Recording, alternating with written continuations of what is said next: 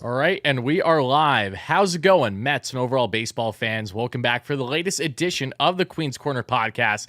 This is your boy Wardy. That is Anthony Recker. That is Joe Sorrello. And we have a lot to get into in Mets land. And of course, as a surprise to absolutely nobody, it's nothing positive as the Mets drop their latest series to the Houston Astros 2 games out of 3, sit 6 games below 500. And we're at the point where we're saying playoffs. What do you mean playoffs? That's truly how it feels covering this Mets team as of late. So we got plenty to get into. We're going to get into breaking down the latest series that was, getting into a little bit of a first edition Reck Rant from Anthony Recker himself. Can this Mets team be fixed at all this year? Phillies Preview, and answering some of your comments here in the live chat for people on YouTube, and of course everyone watching on the 7 Line socials, that being in their Facebook or their Twitter. Happy to have you guys watching live or on replay. Make sure to hit that like button, make sure to hit the follow button, and also shout out to all those 7 Line members, to everyone attending, because I know we're going to probably have around 1,000 rolling in to Philly this Saturday for game 2 of a 3-game set against the Phillies. Your boy Wardy will be in attendance. I'm repping the shirt that they're going to be wearing. Instead of it saying, it's always sunny in Philadelphia, this one says it's always amazing on Broad Street. So you'll love to see that. But is it Broad Street? No, I'm sorry. Yeah, Broad Street. Okay, just making sure. But really excited for the game this weekend. We'll see what happens. Again, the Mets, last time they had a series win was against that same Phillies club. So I don't know. Maybe that's what this Mets team needs right now. And yes, it's been that long. It's been that long. May 31st is the last time the Mets won a series. That was at that game with Kodai Senga on the bump. I don't know if that was game 1. You remember last year when they didn't lose a series until like August? Yeah, I remember a lot of things about Seattle last at the year. end of May?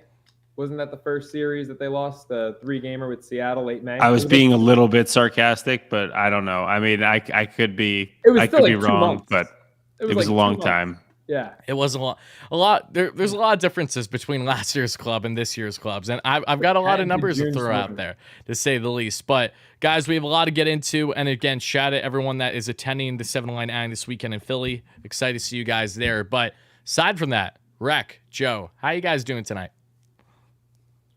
I'm great. I mean, the Mets stink. I thought we were going to have some good stuff to talk about after Monday when Scherzer went out there looking like the Cy Young I predicted he'd win in spring training.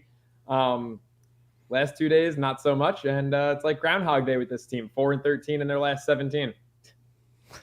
Yeah, it's not good. It's not good. But otherwise, I'm doing well. Just busy, My boy Joe here was on MLB Network the other day. Yes, he was. You guys caught that on his birthday.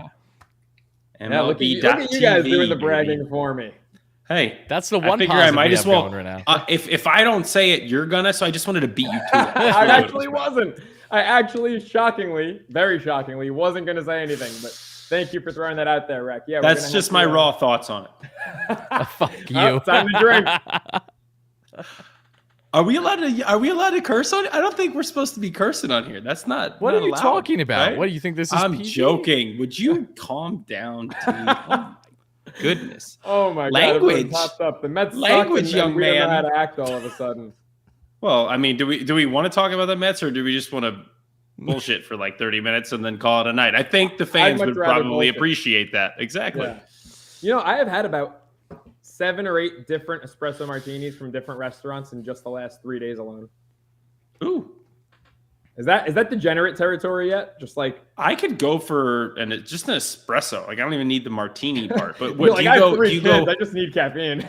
That's true.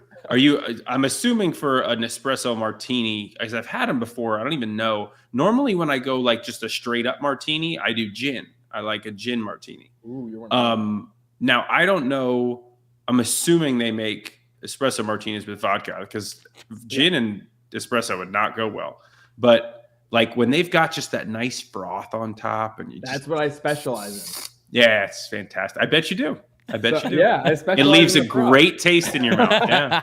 Mm-hmm. So I have been telling people, for those of you in the audience that don't know, I've been bartending a lot lately. It's why it's been such a rarity that the 3 of us have been together. And I've been told this summer that I make the best espresso martini in Los Angeles, or at least West LA, because that's where everyone who's anyone hangs out. How many drinks in were they when they said that to you? Yeah, I get them pretty loaded. Yeah, and they ask for water on the side. This is the best martini I've ever had. Let me tell you, it's something. So good. But I will say, I went around, had 7 or 8 different ones in the past few days. One of them rivaled my own. One of them did. The rest were good, but I get that froth. So you like the taste of your own? The taste of my own is top notch. It's top quality. Okay. It sells for, it's top shelf. Just asking. It sells for tremendous money. Yeah.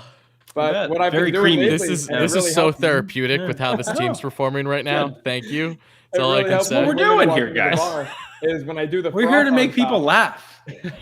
When I do the froth on top, I actually, at the very end, my final little go around with the pour, I get a little heart on top, and that always helps with the tip. It does usually help with the tip. You're right. You're right. Money. Just the tip, baby. That's all it's about. Okay. How many people in the comments are angry right now that we're talking about this? That's No what I one wanna yet. look at. I think everyone is fed up with this team to the point where they're happy to hear anything that isn't negativity, which is coming from this club. We already got a donation. Dustin, thank you so much. Where he says, "I'm a Braves fan, so I don't really know, but are there any big money players the Mets could offload to get some new blood that could change things?" To quickly answer that question, not really, because no one's going to take a Max Scherzer or a Justin Verlander right now, given their contracts. Even with Max, I can't even say Max is a rental because he's going to opt in after this offseason. The only guys that aren't on big contracts that could be feasible to be dealt are the Tommy Phams, the Marcanas, the Eduardo Escobars of the world, pretty much. And that's assuming that the Mets are going pretty much full sell mode or somewhat by the deadline, which we do not know yet. What if, and this, I'm not saying that they should, I'm just throwing names out there. Jeff McNeil on a pretty reasonable deal, right? He won't get dealt yet, I don't think. It's a name. Would you stop it, I'm T? sorry. I'm just saying. He's like, I just covered a golf event. Guys who they could move if they wanted to. The money would be there. Like there's the money. It would be right, I should say. He's on a contract now. It's not outrageous. Maybe that would be a guy. Brandon Nimmo. Like, I'm sorry, but the league has realized that this dude's a really good defensive center fielder now, and he hits. Like, he's not the Mets' problem right now. So I think that there would be some pieces they could move if they felt it was necessary or if they wanted to. I just don't see it happening. I mean, I think McNeil's here to stay. Nimmo, obviously, same. I don't know. Would a team take on Scherzer's contract? Verlander's not pitching well, so that seems unlikely. But Max has had 5 of his last 7 starts have been dominant. No more than 1 earned run allowed, 5 of his last 7. Obviously, Atlanta and the Yanks, he kind of blew up and imploded a bit late in those starts, or at least late for him. Yankees was the 4th inning, but that was when he got pulled. I don't know. I could see. The question is, would the Mets be willing to send him? Because very few teams can afford that. And who would it be? The Yankees need starting pitching. The Dodgers could use some starting pitching. So, would the Mets want to deal with these select teams that can afford to take on Max? I don't think anyone's taking on that money. I really don't. You don't think the Dodgers would with their lack of starting pitching? I really don't. No. Not after they got burned the way they did with the Bauer deal. I don't think they would. I really don't. And they already have that familiarity with Max to a lesser degree, but still no, I mean, we saw what happened with him down the stretch, right, where he was having what people believe the dead arm issue that was going on, right? So he wasn't even healthy throughout his tenure there, which was half a season. So I don't foresee any of those pitchers going anywhere this year. And again, that leads us into a lot in regards to can this Mets team be fixed that we're going to get into shortly. But before we get there, let's talk briefly on the series that was for this Mets team. Joe, you got a smirk on your face. So what do you want to highlight? We got a great comment, by the way. Matthew Brittingham said, "Hey, Tyler, instead of talking about the Mets, can we just list our 5 favorite soups? It's less depressing." As long as we consider chili a soup. Yes, chili has to be in there. Mm-hmm. Unreal. It really is. I mean, talking about what episode was it, T? Reck wasn't there. Was it the watch party for JV's debut that we talked about Italian food for about 15 minutes? Oh, yeah, because the offensive showing was horrendous. Because we got shut out by the freaking Detroit Tigers. Yeah, that was horrendous. How do you guys, since I wasn't there, how do you guys judge like an Italian restaurant? What's your dish? Ooh. What's your go-to? Like I have a dish that I judge Italian restaurants on. I ordered at every single one. Really? What's yours? Or do you have one? I don't have one specific, but for me, it's got to be something that I can't make at home that's better and way cheaper. Like, I'll never get a pesto sauce at an Italian restaurant because I make the best pesto. My pesto is the besto. So for me, it's got to be like I'm not. corny I as don't know. Are we able to go in and label the names of these shows? Because this episode show, 68, Joe's Pesto is the best. I mean, and I'm already thinking of other names for it too, like just the tip, like there's a lot of ways we can go with this, and I think it's all about Joe. I mean, yeah. Ooh, someone made a decent. I mean, eggplant, depending on what you're getting. Chicken Florentine. All right, Bobby. Count on Bobby G to come up. I was going to say like a veal saltimbocca. That's a good one. See, I like to go with a classic, and I judge it because I like to see how they do the sauce. I like to see how they kind of prepare everything around it, and I like to see how they actually execute the dish. Because chicken parm is very easy to just throw on a plate. Right. It's very easy to make it meh. It's very difficult to make it like that was the best thing I've ever had, and that's my go-to because it's just the natural, like for me, that's if I'm gonna go home and I'm gonna have something like my mom's gonna make me like an Italian dish, it's either that or it's I can't think right now, fettuccine Alfredo. Like it's one or the other. I make a good fettuccine sauce. A fettuccine Alfredo. Oh my gosh, Joe! Really? Reck, I know how to get you in bed, man. What can I say? I mean, it doesn't take much. I'm a slut. I'm a slut for pesto too. So Joe, I mean, that goes for both of us. Two things. One, someone food for fighting in the chat says, "Come to Parkside. I bartend there." Oh, yes, I'd love to see that. Parkside is my favorite Italian restaurant. Or favorite in Queens. I don't know. Vincent's on Mott Street is Parkside and Vincent's. Me and my buddies in college used to have our going away dinner at Parkside every August before we'd all go back to school. It was that's incredible. Cute. That's so cute. It's like American Pie. You guys just all like get together one more time right before the end of school. And then we stopped inviting one kid because he would count who ate how many baked clams when the bill came, and instead of just throwing like all of our credit cards and going even, he'd be like, "Whoa, you had 2 baked clams, you had 3 mozzarella sticks," and we were like, "You're never fucking coming back." Oh my goodness. Last thing I have on this, and then we'll actually talk some baseball, even though I know that we probably don't want to. In regards to the chicken parm, Reck, are you someone that really views it on the size, for instance? Because I feel like when you go to like a genuine Italian restaurant, the thing is like overflowing on the plate, and it's all quality. No, not necessarily. I'm a quality over quantity guy when it comes to food. I eat a lot, but I'd rather pay for more than have you just throw a whole bunch of stuff on there and have it not be that good. It's all just about the flavor. It's got to be good. Okay. You got to leave a good taste in your mouth. Leave a good taste. A big judgment factor for me, fried galamad, because a lot of places, it's one of those things, Reck, to your point, it's like easy to just throw out fried galamad on the appetizer menu, but like, do you have a twist on it? A little spicy arrabbiata action? Is it going to be like good, or is it just going to, feel like just deep fried grossness? And you don't want rubbery too. It needs to be cooked the right way. No, I agree. And then the chocolate torta for dessert, flourless chocolate cake, one of my favorite Italian staples. That is a big thing for me. Judging that's a solid one. It's a solid one. And the wine menu. If you got a good Chianti, I'm sold. Could do that. All right. Doesn't take much for me. Ate his liver with fava beans and a nice Chianti. All right, let's talk about. You know the movie, Reck. You know the movie, right? It's not. I'm not going to think of it off the top of my head. Hold on a second. Is that Goodfellas? No, Silence of the Lambs. Oh, that's right. I should have known that. That pisses me off that I didn't know that. I ate his liver with fava beans and a nice Chianti. Yeah. One of the best. Okay, we're getting the comments saying, "How about baseball?" All right. We'll talk some baseball. And right underneath that, size matters. There we go. So strong.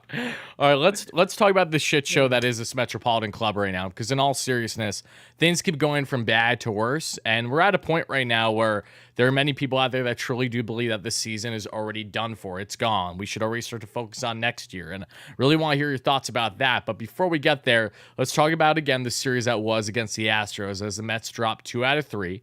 They take Game 1 in dominant fashion. I mean, you could not have asked for a better game. Easily one of the best games the Mets have had this year. 11-1 was your final. Max Scherzer goes 8 innings, arguably his best start as a Met.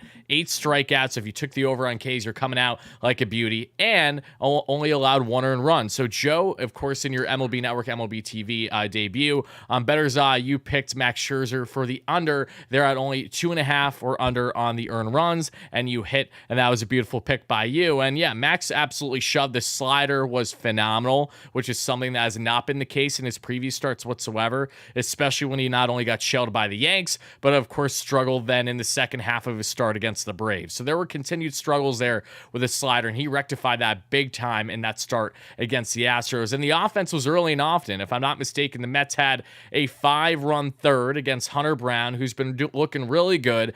Justin Verlander, 2.0, and his release point and his windup and everything. If you see them side by side, they are the same. So Brown definitely got a lot of influence from JV when they were teammates there in Houston. But the Mets were able to beat up on him huge there with a 5-run third. Then they were able to tack on 5 more runs all the way in the 9th of that game to ultimately take the Game 1 victory. Then in Game 2, as we saw, the Mets lost, and it was simply because Framber Valdez is one of the best pitchers in baseball. There's a reason why I picked him and view him as a potential Cy Young Award winner out of the NL this year heading into the season. Just a nasty southpaw, was getting quick 0-2 counts on the Mets all day long yesterday, and it wasn't until the 8th inning that the Mets finally start to get some damage against him. I mean, he was just absolutely flawless. Justin Verlander, in his return there to Houston as the reigning champ with them from this past season, Cy Young Award winner no less, he goes 7 innings, still allowing 4 earned runs, and the big one was throwing that meatball there to Alex Bregman on the 3-0 count, and Bregman gets a green light. See you later,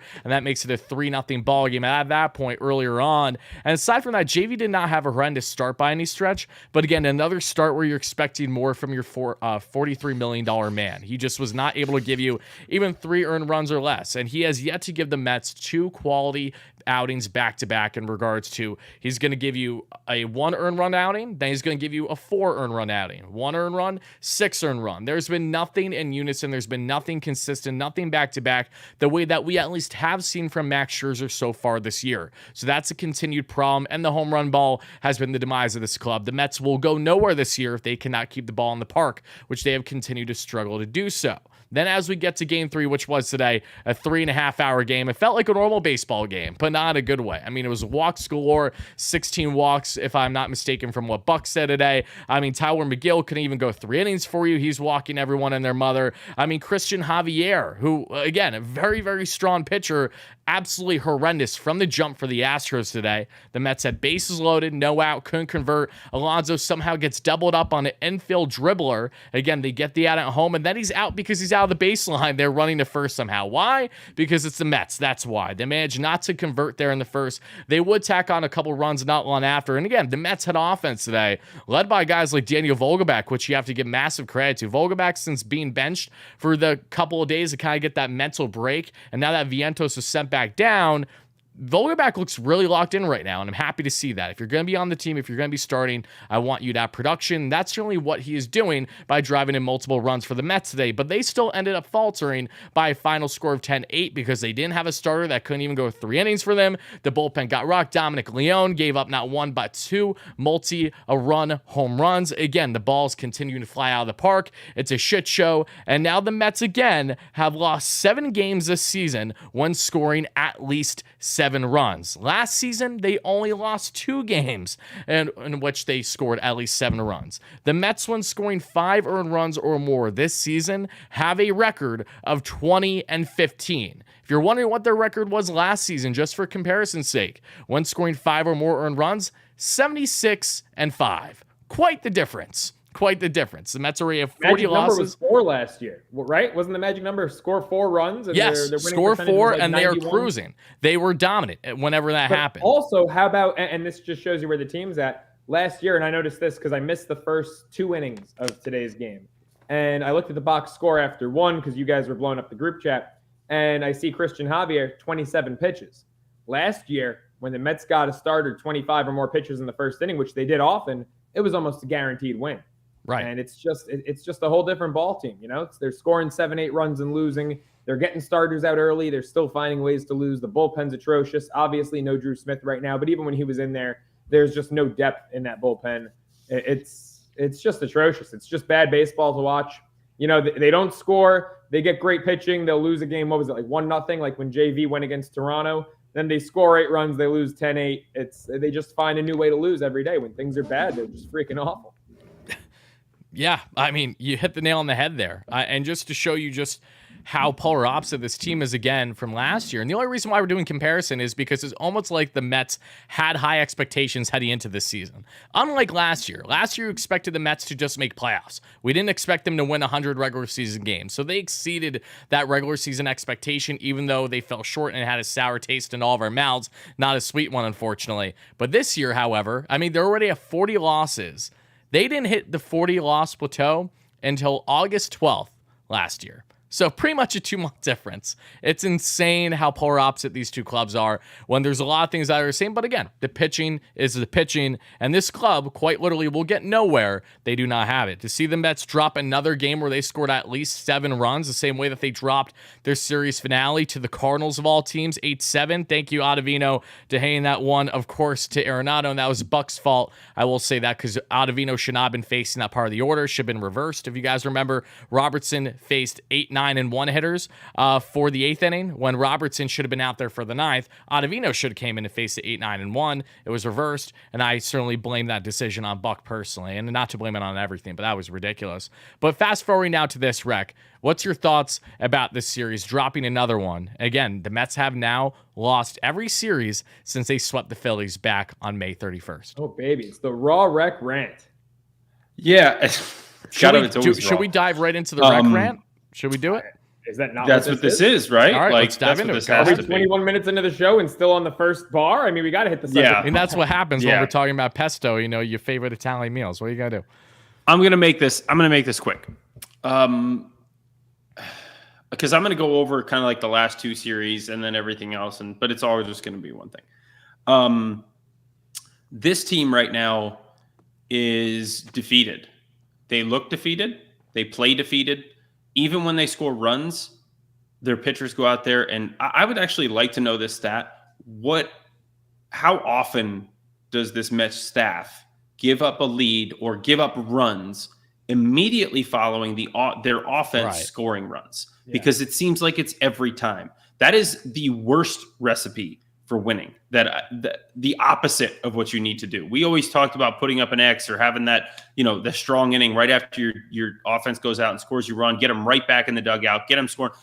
It's really hard to see a team with so much talent just really continually kind of fall on the sword, if you will. And it's self-inflicted. Defensive mistakes, poor pitching, walks, hit batters, striking out or not coming through with runners to scoring position. I don't even want to really go into the offense that much because despite the fact that they're not playing at the level they need to, a lot of them, they have not been the majority of the problem. They should be scoring more runs. Lindor should be having a better year. McNeil should be having a better year. You could talk about a lot of them. All that said, and I'm sure they would say the exact same thing. All that said, I try to put myself in like the clubhouse and think about what I would be doing, how I would be feeling. And right now, I would be searching for answers for myself and for my team. And I've been on teams where I've had to do that, and it's awful. Like, it's terrible. Now I'm going to try to put a positive spin on where the Mets are at right now. In 2015, I was on that team.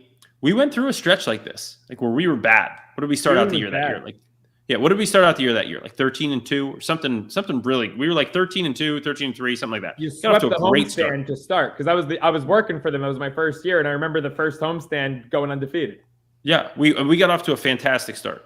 By this time of the year, I looked this up. It was the last time we were under 500.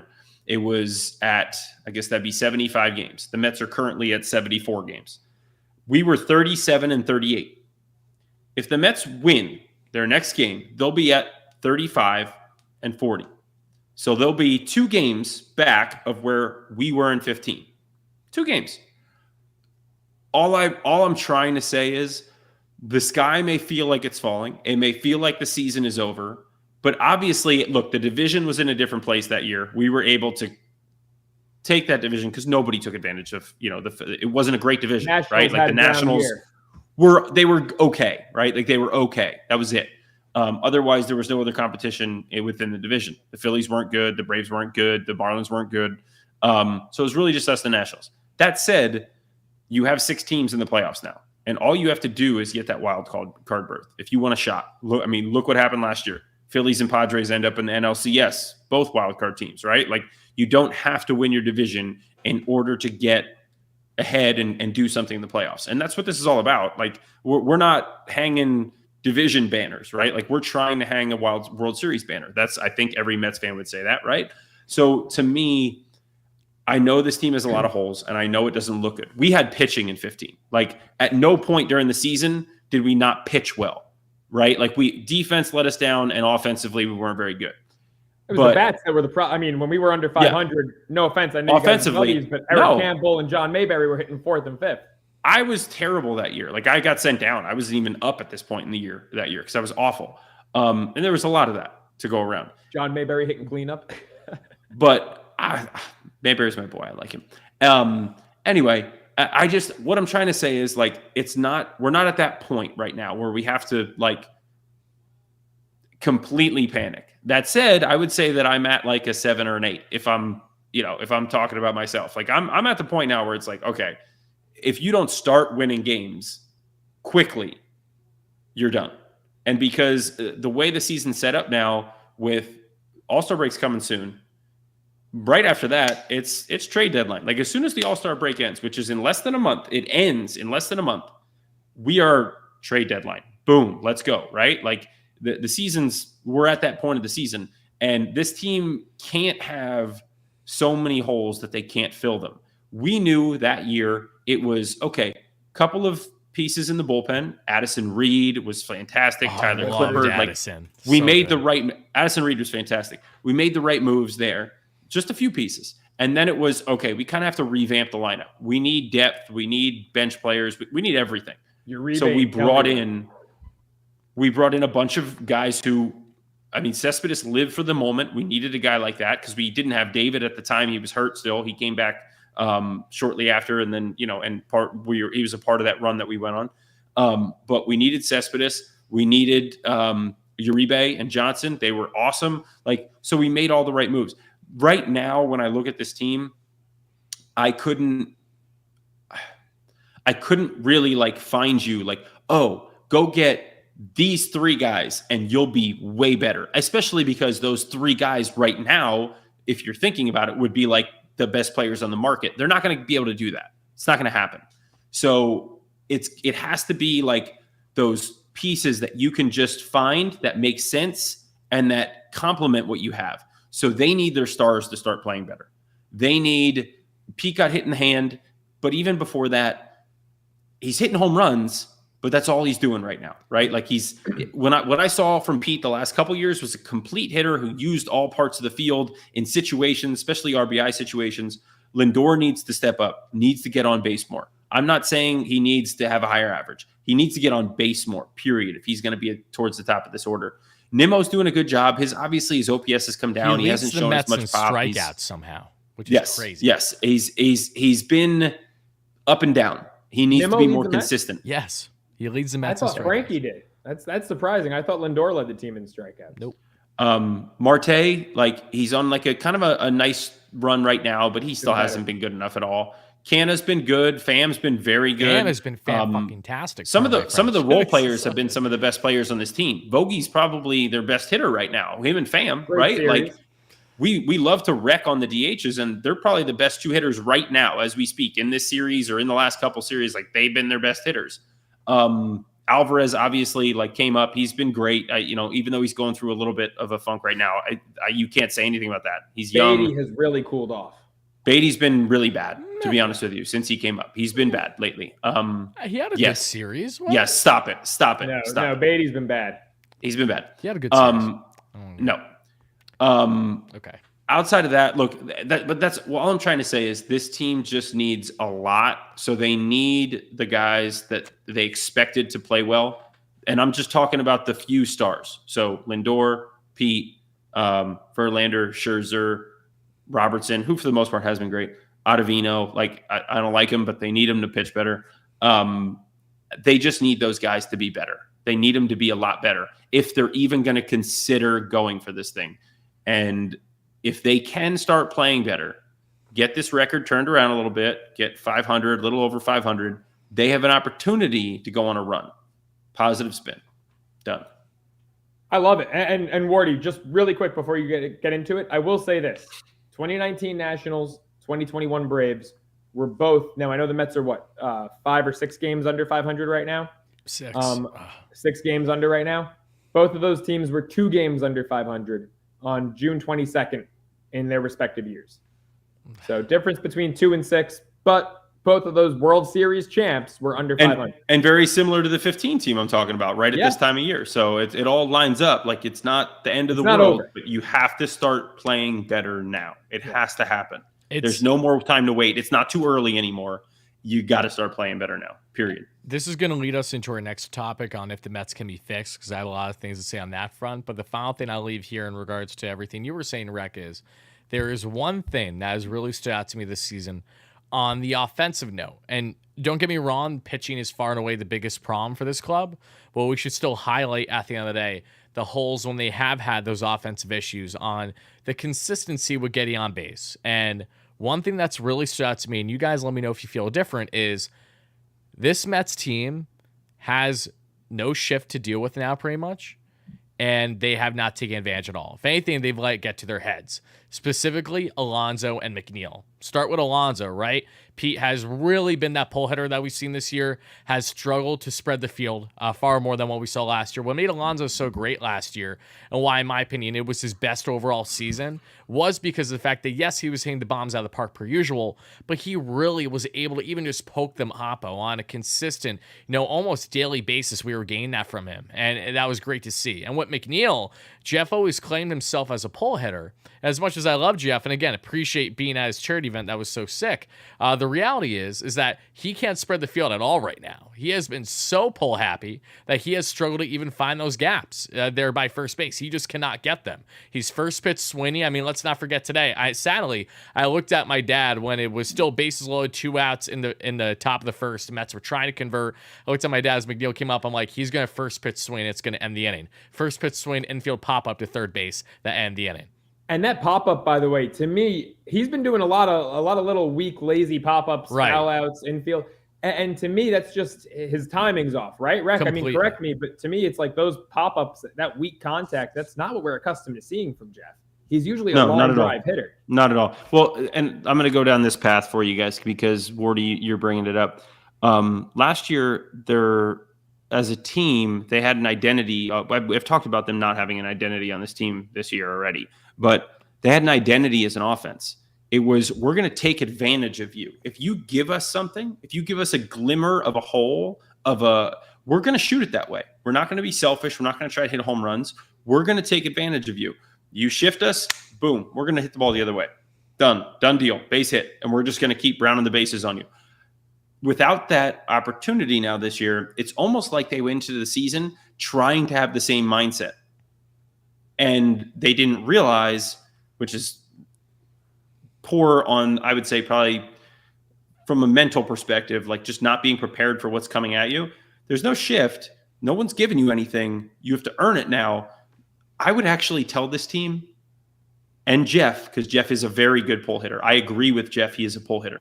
He needs to pull the ball for damage. Stop choking up on the bat 4 inches.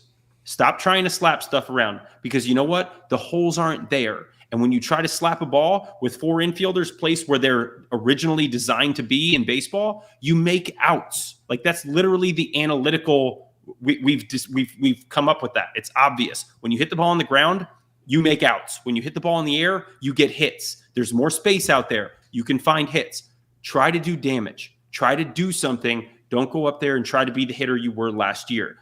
In baseball, the one thing that I've seen so many guys do is, what was I doing when I was hot 2 years ago? Oh, I'm going to try to replicate that. Doesn't work. You can't replicate something you were doing 2 years ago. You have to live in the now. You have to try to do what you need to do now to be better than that other team that day, that night, that swing, that pitch, whatever it is. That's what this team needs to do right now. It needs to be about, okay, I need to do whatever I can to be successful on this pitch, to win this pitch, to win this at bat, to win this inning, and go from there. Start small, you'll get bigger, you'll start winning games. But they have to be able to change their mindset, and that's the only way to do it. We could end the show right now. I don't think we're going to hear anything better than that the rest of the show. Seriously. That was. I thought you were going to save that for MLB Network, Reck. That was MLB Network material right there. Guys, I was on there the last 2 nights. I'm on there the next 2 nights. I say my best for you. Oh, you're so sweet. Appreciate that. Appreciate that, Reck. Final thing I'll say on this. This Mets team looks like a team that's still trying to find the magic they had last season when they were at their best. And the reality is that for them to have any type of success on a consistent basis, they need to lose that mentality, right? I feel like that they really got from the run that they had last year when things were going right. It was so easy to say, hey, like we're a very similar group. We can find that again. But their winning ways, their philosophy are just things that will not work this year in hand, as we already highlighted and mentioned, because of the pretty much just limited shift. So that in itself was a huge part of their approach last year. And grinding out those infield singles is something so few and far in between for this team now. I mean, Marte had an infield single today. I was like, when was the last time he did that? That's crazy. He has 20 stolen bags this year, but you wouldn't even think it with how this Mets team has been performing, let alone himself, pick and choosing when he's going to hustle and when he isn't going to, because he's never going to have consistent legs anymore.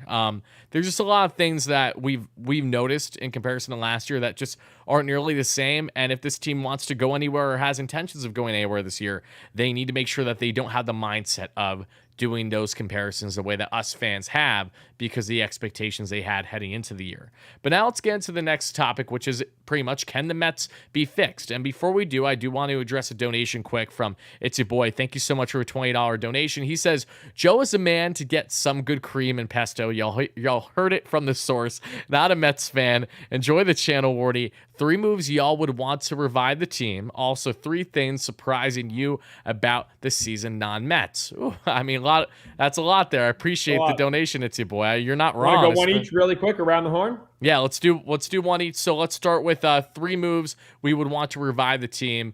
Joe, let's start with you. 3 moves to revive the team. I mean, I got like a double. It's call up Ronnie Mauricio, because I'm ready to see this freaking kid. He might strike out a lot, but we need a spark. And I know that we've been scoring runs, but I want a spark. So call up Ronnie, and also deadline move. You got to add bullpen pieces. Obviously, you got to add a lot, but I need to see some bullpen moves here. Calling up guys like Dom Leone, Josh Walker, Garrett Hartwig. Is that even his name? Garrett Hartwig? Did I get that right? This bullpen it's a bunch of no names. It's ridiculous. So bullpen moves at the deadline and bring up Ronnie. Joe? I'll hop on the bullpen moves, because to me there's too many moves to just go with 3, but I'll highlight 1. They do need bullpen help. I would like to see if the Royals are interested in dealing Scott Barlow. Like that pick. No, I'm in full agreement on the pitching front. I would like to see, if it's not going to be too steep of an ask, even though it probably will be price-wise, I want to see the Mets make a trade with the White Sox. I want a guy like Lucas Giolito, and I want... What about Liam? Liam, I would love Liam. And Reck, I know you might not love Giolito, but this Mets team could use starting pitching depth so desperately right now. It's not here. It's not here. It's not here for New York. Do you think that they would? It's not here for New York. It's not here for New York. I want Liam Hendricks. I want Liam Hendricks too. But do you? That's there. Do you think that they would trade Dylan Cease? No. No. I think if you're going to get a starter, Bieber might be on the block more than Cease. Corbin Burns might be on the block before Cease. I think Burns will be on the block before Cease. I agree with that. Bieber's going to cost a lot. Cleveland's not going to give him up for nothing. I know he only has 1 more year, but he's not going to be on. He's not going to be cheap. Aside from Hendricks, there is another reliever on the White Sox. I want to check how he's doing right now. If he's staying true. No, it's not Graveman. Santos? Nope, not Santos. You double check. Joe Kelly? It was Joe Kelly, but he hasn't been doing well lately. I'm good. Yeah, I know. Kelly had a really good start to the year, but just looked at his numbers. So this team maybe could use a little bit of crazy. You never know. Someone in the comments said this team lacks personality, and it's funny because they got a lot of the same characters as they did last year. And the guys that they lost weren't big personalities. Like Jake, not a big personality. Bassett loved his personality, thought he was a fiery competitor and a good clubhouse guy, but not like an outgoing personality. But these guys who have the big personalities just seem deflated. They just seem, demoralized. And this team could use a little personality. They could use a little fight. Even Buck, like I thought last year Buck had fight. And this year, there's only so much you can do as a manager. There's only so much you can do. I'm not on the fire Buck train. I'm not even close. But it's like, God, give me something. Like last year, he was out there, that Met-Dodger game I was at, where he knew the rules. Dave Roberts tried to have the position player pitch. Like, Buck was out there, and he was like, hell no. Like, that doesn't fly. That's not the rules. You guys got to pay attention. Like, he was always, when the Cardinals and the Mets had that bench clearing incident early in the year, like, Buck was like, enough of this crap. Everyone's throwing at us. Like, he was there. This year, it's just he just has that look on his face like, what the fuck is going on? Same look we all have right now. So you guys aren't in favor of partying with Buck right now. So my question to you is, in regards to, can this Mets team be fixed? Should they make any type of coaching staff change? I specifically want to highlight for a minute, and I know it might sound a little crazy, Jeremy Hefner. Now, I'm not saying that the Mets should just kick him to the curb right away, but it is an interesting thought just because of how demoralizing this pitching staff has been this year. I haven't seen anything from Hefner that makes me think he's all that. I don't know. Maybe... Reck, you know him for a fact better than I do, but I'm not seeing adjustments. David Peterson, I didn't see adjustments. Tyler McGill, I'm not seeing adjustments. Like, okay, I'll put it to you this way. 2 years ago, Tyler McGill came up and pitched incredibly. Jeremy Hefner was his pitching coach. David Peterson pitched very well last year. Jeremy Hefner was his pitching coach. Max Scherzer, Justin Verlander, David Robertson, Adam Ottavino, they're too old. They're not, right. They're not like, even if, Hefner might throw stuff at them. They might listen. They might try it. It's on them. Like, they're at that point in their career. This is not about Jeremy Hefner in that situation. Agreed. Look, Jeremy Hefner's a friend. I'm not gonna like sit up here and say that my opinion isn't biased, but he's not the problem in this team. They have an issue. I don't know if it's an internal clubhouse issue where they are struggling to gel and have fun as a team. Like, but this team, they remember last year, like, I know it's hard to say, like, what comes first, winning or fun, right? Like, you have to have fun. As much as I see this team trying, I don't really see it. Like, you talk about the fight, you talk about exactly. And so to me, that's more of the issue.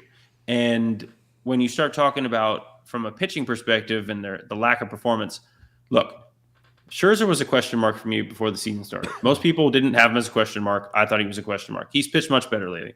Verlander was a big question mark for me. Some people thought, oh, it's Verlander, he'll be fine. He was a question mark for me. Carrasco, obviously, you knew you weren't going to get the old cookie. You knew you were going to get some version of what you've seen over the last couple of years. Wasn't going to be great. Senga, I thought he'd be better. He's been good, though. He's been, at times, the best pitcher on this team. Where would this team be without Senga this year is a real question. 100%. They're about 500 McGill, starts, McGill, Peterson, both young and clearly not quite there. McGill coming off some injuries, like some inconsistency in performance is expected. Peterson, I didn't see that coming. Like, I didn't see him being as bad as he was. I thought he was going to make a big jump. Yeah. And then Quintana getting hurt, hasn't even thrown a pitch. I didn't really expect much from him either. Should be back in July, hopefully. I didn't really like this pitching staff that much. Like, I wasn't in love with it. Could there have been more done? I don't know. Because when you expect to have Diaz and then the pieces behind him fall in a different way, you know you can manipulate your starting rotation a little bit differently than they have to now. Now they try to get innings out of them, and it in a lot of cases, it's that last inning the starter goes out there and they just get blown up for 3 or 4, blown up for that 5th, 6th inning, like a lot of the time. And so I don't know. I don't see it being Hefner's fault. I'm not letting him fall on a sword. I don't believe in having a coach fall on a sword for a team. It's the players who aren't performing, period. And that's how I felt about it when I played too. This isn't me talking like, when I was a player, oh, fire a coach. No, like I felt the same way. So yeah, I don't know. I'll just leave it at that. Okay. You know who I thought was a big loss, maybe even more than Jake, because Jake, it was really ridiculously big money. You always have the injury thing, but losing Bassett, I mean, this is a guy who went out there and just ate so many innings up last year. And, replacing him with Senga, there are times where Senga's looked better than Bassett this year. I think he has better stuff. And Bassett, he's 7-5 with a 4.1, but that ERA is inflated because there are a couple starts where he really got knocked around. Yep. For the most part, 15 starts, 10 of them quality. Very starts. good. Very good. Yeah. And Senga just has those random 4-inning clunkers where he throws 100 pitches in 4 innings. Yeah, I mean, that's tough. For Seabass, 2 awful starts in a row got his ERA up to 4.16. It was 3.2 before his last 2 starts. He went 8 innings, 2 earned against Houston, 7 2/3 shutty against the Mets. 7. And he had 2 bad starts. He had 2 bad starts, I think, at the beginning of the year, I want to say. Or maybe just one start. And then another one. It was his first start. Just one. 7 earned, I think, or something. Yeah. 9 earned and 3 1/3. 9. And then, but in May, he had 3 straight starts. Yankees, Braves, Pirates. 7 innings, complete game shutout against the Braves. 7 innings of all shutout ball. 3 straight starts where he went for, I mean, what is that right there? 7 + 7 = 4. 23 straight shutout innings. Like against really good teams. Has hurt. Yeah. Against the Yankees and Braves. And Pirates were winning games back then. It was May 5th. Something that we highlight, if you guys remember a little bit in the offseason when the Mets solidified their rotation, was they have so much talent and so much potential here, especially when highlighting big games. But it's a matter of making sure you get there first and getting through the course of the 162. And Bassett, while he's someone that I can't sit here and say I trust in big games, because if we're basing things off of recent production or lack thereof, he proved that he wasn't able to do that. He is, however, the 2 most important games for him last year. Okay, so it doesn't change. It's still very important. Point stands, he was still that innings eater that every team in baseball would take throughout a normal regular season. And that's what this Mets team truly lacks. They have not found that consistency in their rotation with a guy that can consistently give you at minimum 6 innings every single start. Max has had his nice stretches, which is awesome, but we're still hoping to see more consistency on that front. And a guy that you shouldn't have to rely everything on, regardless of what his payday is, because the age, we know that things are going to happen with natural fatigue, fluke injuries. Those will only become more apparent over time. And then you look at the remainder of this rotation, the same applies. There just isn't that consistency. So my question, and I'll start with you, Reck, is can this Mets team be fixed? If so, how? What do you think they actually need to do to fix this team and fast? I'll be honest. I kind of answered this already. They need help in a lot of places, but they need their stars to play better. They need all of them to play better. Whether it's their starting rotation, whether it's their bullpen, whether it's the lineup, everything. They need their best players to play better, and then from there we can assess what the weaknesses are and what they need to fix. Because if you try to do it now, there's too many holes, and you're not going to be able to do it. So to me, can this Mets team be fixed as they're playing right now? No. If they start to play better, if those stars play better, then they can. And to me, that's what it comes down to. So I say, look, we got to move on. They got to be ready for that next series. They got to be ready to go tomorrow or whenever it is. And they just need to be ready to start playing Friday. I think they need to be ready to start playing better. And so to me, let's Phillies preview. Let's get on to that. I mean, because that's where it all is going to start for them. First of all, that Phillies Braves game tonight, I don't even think has even started yet, which I was kind of looking forward to that one. But is it a rain delay? When we look ahead to this, yeah, it's in a rain delay. I figured. When we look ahead to this Phillies Mets series, I mean, right now we've got, who is it? Senga and Sanchez the first night. Second night we got Carrasco and Wheeler. Oh, I'm seeing and then Cookie the third on night Saturday. My God. We got Scherzer and Suarez. I'll be completely honest with you, man. I don't really like any of those matchups. I mean, I like the first one. I like Sanchez, but I'm sorry, like Senga. But Sanchez is a lefty. Mets have not been great against lefties this year. I mean, the last 2 years. So that looks like I'm not sure. Carrasco against Wheeler. I know that the Mets have hit Wheeler well for the most part over the last couple of years. I'm not trusting it. Cookie in that I batter's can't. box. If it was has me Max against terrified. Zach, I'd feel confident in that game. I'd feel a little better. Yeah.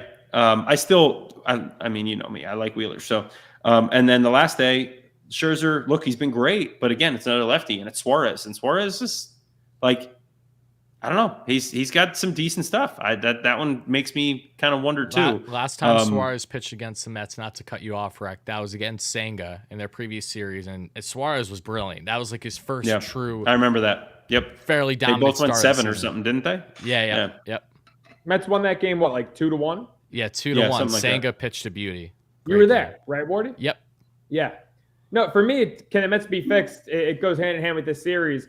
Can they win the games they're supposed to? Now, I know the Phillies have a better record, that they've been hot as hell lately, but the Mets, A, own the Phillies last year and a half, and B, they've owned Citizens Bank Park. For a long time, the Mets have played really well, and they've hit really well at Citizens Bank Park. So Since that comeback last year. Oof. Oh, my God. So when I say that, can you win the games you're supposed to? I'm not saying the Phillies are a cakewalk, but I'm saying you got Senga against the Sanchez kid, and you got Max against Ranger Suarez. And I know Suarez is good, had a great year last year, pitched well against us, but Max is the better pitcher. You have the advantage. Win the games you're supposed to. You'll win 2 out of 3, and maybe we're fixing something here. But I like that. You got an off day tomorrow. Bullpen, no excuses. Everyone's going to be rested, even the scrubs. And let's start using our bullpen like Smartly. we're not saving them for tomorrow every day, right? Like at this point, we got to start winning games. Yes. Let's start doing that. And this is not like something on just Buck, because people do that and they say that. This Analytics. Organization talks about this before every series, before every game, and they come up with a game plan. I'm done. Like, you got to start going for a win. And if you don't have a guy the next day because you went for a win the day before, you better have gotten that win the day before, and you just got to count on somebody else the next day. Well, here's my game plan. David Robertson, you got a day off tomorrow. He should be available. I mean, unless he throws 30 pitches in an outing, should be available every game. Because he's facing Schwarber and Harper at some point in the game. Get those two. Get him in there against those two. Those are the two I want to see. Do not get Ottavino out there against Schwarber, Harper, or maybe their hottest hitter, Castellanos. Because Ottavino, it's a pitcher's park. It's a home run hitter's heaven. And Ottavino's been so prone to that damn long ball. So Ottavino, work the matchups. Do not have him face those guys. Robertson and Raley should be the only guys after the starter facing Harper and Schwarber and Castellanos, even though he's a righty, just because he's their, right now, I think their hottest hitter. Yeah. I think there's going to be a lot of home runs hit this series. That's what I think. Whether we like it or not, I think the ball's going to be flying out quite a bit. Well, Max in a day game, I mean, he had a great start, but he is definitely Max is susceptible prone, to giving up that long especially ball. to Schwarber and Harper. I mean, they've had his number that we even saw last year to a certain extent. Yeah, Harper hasn't looked the same yet. So no, he hasn't. If Max Hopefully. goes six innings, 3 earned, I'm expecting the team to win that game. You would hope, right? Yeah, you got to hit. It's Citizens Bank Park on a summer day. The ball flies in Philly in the summer, so you got to freaking hit. It is. Reck, you went long at Citizens Bank, right? Yep, at least once, yeah. I mean, that's a fun park to hit it, right? Great park to hit in. Absolutely. I mean, you can go to right, you can go to center, you can go to, it doesn't matter. I mean, the ball just goes everywhere there, especially on the right days. Day games, if the wind's even remotely blown out, ooh, that place is one of the best there. I took BP there in, I don't know if it was high school or college, I don't remember. I took BP on that field, and I'm telling you, like, I was using a wooden bat for one of the first times in my life. I was jamming myself, and I was putting balls out to center, off the wall to center, and I was like, "What is going on? This is weird." Like, not even hitting the sweet spot. No, but that's how that ballpark plays, man. It's just it can be a little bit of a joke. That said, for the most part, when I played there, I didn't notice it quite as much. Some days, though, it really can fly. That Jose Buto debut, it was flying. It was fun. And that was the craziest game. And maybe we're going to see something similar to that this Saturday because there was that rain delay, right? So extend rain delay. And then the Mets Canna had 2 huge bombs in that game to either tie or give the Mets the lead. Now, Canna is Philly's father, so I'm hoping for a big series from him there as well. But before we get out of here, predictions for the series from you both, starting with you, Joe. I'm going to try to be optimistic and say the last time they won a series was against the Phillies. They've dominated them. They were, 14-5 last year. I'm going to say that they do it again and finally end this June swoon and win 2 out of 3 with Kodai and Max on the bump. I'm not going to be quite as optimistic, not because I don't want them to or because they can't. I see them only taking 1 out of 3 here. Just the Phillies are playing really good baseball right now, and the Mets aren't. And so I just have to kind of go by that. I agree. I think the Phillies are going to take 2 out of 3, get their first series win against the Mets in a hot minute, and the Mets are going to be 7 games below 500 heading back home. That's my honest and unfortunate prediction. Hopefully I'm proven wrong. I mean, hey, fuck it. Maybe we'll get a sweep again. You know, you never know. But with that being said, that is going to do it for the show, everybody. To everyone that chimed in live or on replay, thank you so much for being here for the latest edition of the Queen's Corner podcast. If you enjoyed the show, make sure to drop us a comment for people on replay. Hit that like button on YouTube on the WardyNYM YouTube channel, or if you're watching on the 7 Line socials, that being their Twitter or the Facebook. Same applies. Again, make sure you're chiming in. We try to go live for our shows. Facebook after every single series, so make sure you guys are chiming in. And again, thank you all so much for the support. The Mets have been anything but good right now, but the show will go on no matter what, and hopefully the Mets can start to get themselves in a groove before it is truly too late. Thank you again, guys. Appreciate it. Make sure to check out Anthony Recker on MLB Network. Make sure to check out Joe Sorallo on his socials. On MLB Network? And MLB Network. That's a matter of fact as well. Yeah. And Joe, do you... He was waiting. He was waiting. He couldn't hold it in. And he couldn't hold it now in. I'm the last man standing. So hopefully we get the whole trio going. That'd be 3 for 3. Fantastic. 3 for 3. They have a height requirement. They have a height requirement in the building. Just when I was enjoying the conversation, Reck. All right, guys, let's get out of here. Joe got kicked